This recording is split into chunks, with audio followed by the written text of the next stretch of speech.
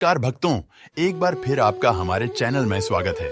आज हम सुनेंगे भगवान शिव की पौराणिक व्रत कथा। सोमवार का दिन शंकर भगवान को समर्पित होता है। आज के दिन भक्त भोलेनाथ को प्रसन्न करने के लिए विशेष पूजा अर्चना करते हैं। कुछ लोग आज के दिन व्रत भी रखते ताकि शिव की विशेष कृपा प्राप्त की जा सके। बाबा भोलेनाथ के आशीर्वाद के लिए आप भी सोमवार का व्रत कर रहे हैं तो शिव व्रत कथा को पढ़कर या सुनकर इस उपवास को पूरा करें।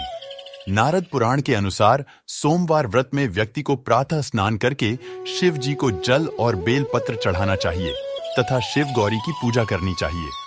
शिव पूजन के बाद सोमवार व्रत कथा सुननी चाहिए। इसके बाद केवल एक समय ही भोजन करना चाहिए। चलिए भगवान शंकर का नाम लेकर कथा शुरू करते हैं। बोलिए शिव शंकर भगवान की जय। कथा शुरू करने से पहले वीडियो को लाइक करें और चैनल को सब्सक्राइब करें। किसी नगर में एक धनी व्यापारी रहता था। दूर दूर तक उसका व्यापार फैला हुआ था। नगर के सभी लोग उस व्यापारी का सम्मान करते थे। इतना सब कुछ संपन्न होने के बाद भी वह व्यापारी बहुत दुखी था क्योंकि उसका कोई पुत्र नहीं था, जिस कारण अपने मृत्यु के पश्चात व्यापार के उत्तराधिकारी की चिंता उसे हमेशा सताती रहती थी। पुत्र प्राप्ति की इच्छा से व्यापारी प्रत्येक सोमवार भगवान शिव की व्रत पूजा किया करता था और शाम के समय शिव मंदिर में जाकर शिव जी के सामने घी का दीपक जलाया करता था। उसकी भक्ति देखकर मां पार्वती प्रसन्न हो गई और भगवान शिव से उस व्यापारी की मनोकामना पूर्ण करने का निवेदन किया। भगवान शिव बोले, इस संसार में सबको उसके कर्म के अनुसार फल की प्राप्ति होती है। जो प्राणी जैसा कर्म करते हैं उन्हें वैसा ही फल प्राप्त होता है। शिव जी द्वारा समझाने के बावजूद मां पार्वती नहीं मानी और उस व्यापारी की मनोकामना पूर्ति हेतु वे शिव जी से बार बार अनुरोध करती रही।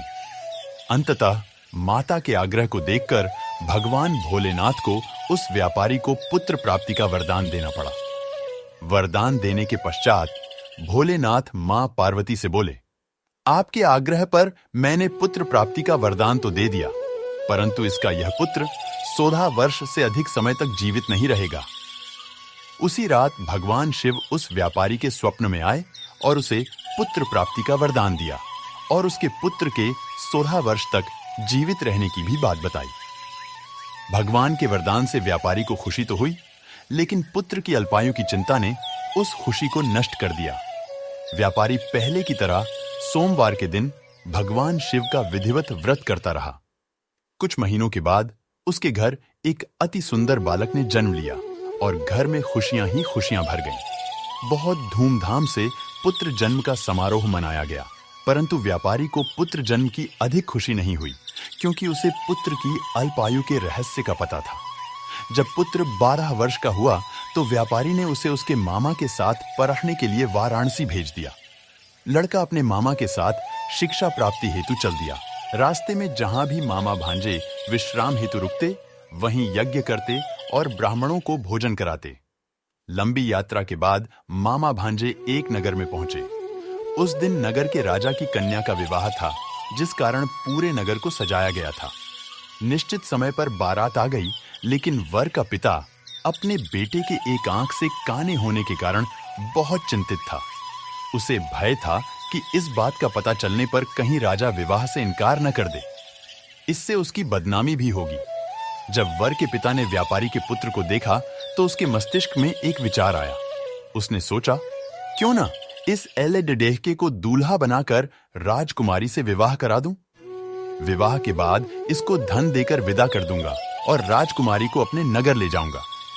वर के पिता ने लड़ढके के मामा से इस संबंध में बात की। मामा ने धन मिलने के लालच में वर के पिता की बात स्वीकार कर ली। एलडी डेढ़के को दूल्हे का वस्त्र पहनाकर राजकुमारी से विवाह कर दिया गया। राजा ने बहुत सारा धन देकर राजकुमारी को विदा किया। शादी के बाद लड़का जब राजकुमारी से साथ लौट रहा था तो वह सच नहीं छिपा सका और उसने राजकुमारी की ओढ़नी पर लिख दिया, राजकुमारी, तुम्हारा विवाह मेरे साथ हुआ था। मैं तो वाराणसी पढ़ने के लिए जा रहा हूं और अब तुम्हें जिस नवयुवक की पत्नी बनना पड़ेगा वह काना है। जब राजकुमारी ने अपनी ओढ़नी पर लिखा हुआ पढ़ा तो उसने काने लड़ी डीएचके के साथ जाने से इनकार कर दिया। राजा को जब ये सब बातें पता लगीं तो उसने राजकुमारी को महल में ही रख लिया। उधर लड़का अपने मामा के साथ वाराणसी पहुंच गया और गुरुकुल में पढ़ना शुरू कर दिया। जब उसकी आयु 16 वर्ष की हुई तो उसने यज्ञ किया। यज्ञ के समाप्ति पर ब्राह्मणों को भोजन कराया और खूब अन्न वस्त्र दान किए। रात को वह अपने शयन कक्ष में सो गया। शिव के वरदान के अनुसार शयनावस्था में ही उसके प्राण पखेड़ू उधर डस गए। सूर्योदय पर मामा मृत भांजे को देखकर रोने पीटने लगा। आसपास के लोग भी एकत्र होकर दुख प्रकट करने लगे। एलडेढ्यके के मामा के रोने, विलाप करने के स्वर समीप से गुजरते हुए भगवान शिव और माता पार्वती जी ने भी सुने। माता पार्वती ने भगवान से कहा, प्राणनाथ, मुझे इसके रोने के स्वर सहन नहीं हो रहे। आप इस व्यक्ति के कष्ट को अवश्य दूर करें। भगवान शिव ने माता पार्वती के साथ अदृश्य रूप में समीप जाकर देखा तो भोलेनाथ माता पार्वती से बोले, यह तो उसी व्यापारी का पुत्र है जिसे मैंने 16 वर्ष की आयु का वरदान दिया था। इसकी आयु पूरी हो गई है। मां पार्वती ने फिर भगवान शिव से निवेदन कर उस बालक को जीवन देने का आग्रह किया। माता पार्वती के आग्रह पर भगवान शिव ने उस लड्डहके को जीवित होने का वरदान दिया और कुछ ही पल में वह जीवित होकर उठ बैठा। शिक्षा समाप्त करके लड़का मामा के साथ अपने नगर की ओर चल दिया। दोनों चलते हुए उसी नगर में पहुंचे जहां उसका विवाह हुआ था। उस नगर में भी यज्ञ का आयोजन किया।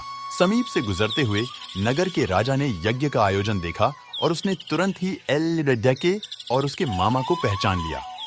यज्ञ के समाप्त होने पर राजा मामा और लड्ढाके को महल में ले गया और कुछ दिन उन्हें महल में रखकर बहुत सा धन, वस्त्र आदि देकर राजकुमारी के साथ विदा कर दिया। इधर भूखे प्यासे रहकर व्यापारी और उसकी पत्नी बेटे की प्रतीक्षा कर रहे थे। उन्होंने प्रतिज्ञा कर रखी थी कि यदि उन्हें अपने बेटे की मृत्यु का समाचार मिला तो दोनों अपने प्राण त्याग देंगे। परंतु जैसे ही उसने बेटे के जीवित वापस लौटने का समाचार सुना तो वह बहुत प्रसन्न हुआ। वह अपनी पत्नी और मित्रों के साथ नगर के द्वार पर पहुंचा। अपने बेटे के विवाह का समाचार सुनकर पुत्रवधू राजकुमारी को देखकर उसकी खुशी का ठिकाना न रहा। उसी रात भगवान शिव ने व्यापारी के स्वप्न में आकर कहा, हे श्रेष्ठी, मैंने तेरे सोमवार के व्रत करने और व्रत कथा सुनने से प्रसन्न होकर तेरे पुत्र को लंबी आयु प्रदान की है। पुत्र की लंबी आयु जानकार व्यापारी बहुत प्रसन्न हुआ। शिव भक्त होने तथा सोमवार का व्रत करने से व्यापारी की सभी मनोकामनाएं पूर्ण हुईं। इसी प्रकार जो भक्त सोमवार का विधिवत व्रत करते हैं और व्रत कथा सुनते हैं, उनकी सभी इच्छाएं पूरी होती हैं। जिस प्रकार भगवान शिव ने व्यापारी की मनोकामना पूरी करी, उसी प्रकार भगवान शिव सबकी मनोकामना पूरी करें। शिव व्रत कथा संपूर्ण हुई।